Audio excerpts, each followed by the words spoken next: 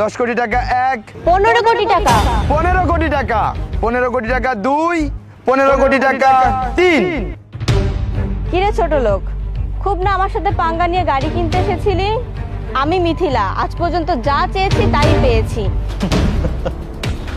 জীবনে অনেক পাগল দেখেছি, কিন্তু তোর মতো পাগল দেখিনি। যে গাড়িগুলোর দাম মাত্র 15 লক্ষ টাকা, সেই গাড়িগুলো কিনেছিস 15 কোটি টাকা দিয়ে।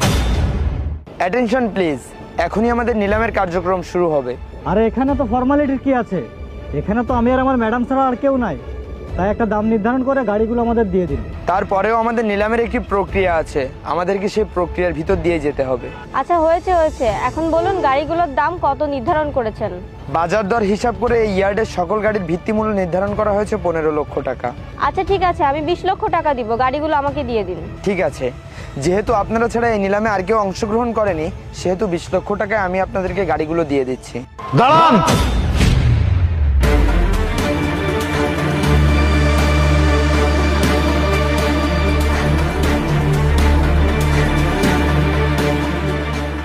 আমি বিট করতে চাই, আপনি বিট চলমান রাখুন। ম্যাডাম তার বিটে 20 লক্ষ টাকা বলেছে, আপনি এখান থেকে বিট শুরু করুন।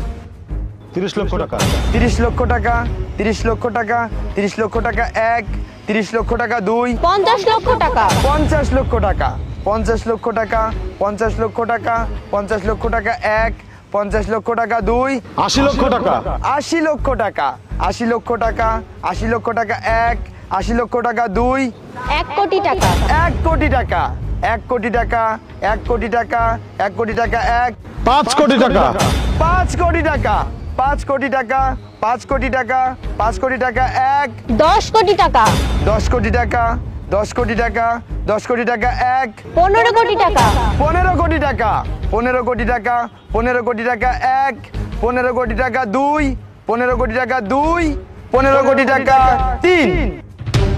কিরে ছোট লোক, খুব না আমার সাথে পাঙ্গা নিয়ে গাড়ি কিনতে এসেছিলি? উফ, খুব কষ্ট পেয়েছিস তাই না? আমি মিথিলা, আজ পর্যন্ত যা চেয়েছি তাই পেয়েছি। আমার সামনে থেকে আজ পর্যন্ত কেউ শিকার কেড়ে নিয়ে যেতে পারেনি আর পারবেও না।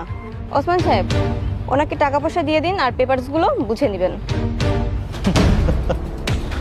জীবনে অনেক পাগল দেখেছি, কিন্তু তোর মতো পাগল দেখিনি। যে গাড়িগুলোর দাম মাত্র 15 লক্ষ টাকা, সেই গাড়িগুলো কিনেছিস 15 কোটি টাকা দিয়ে।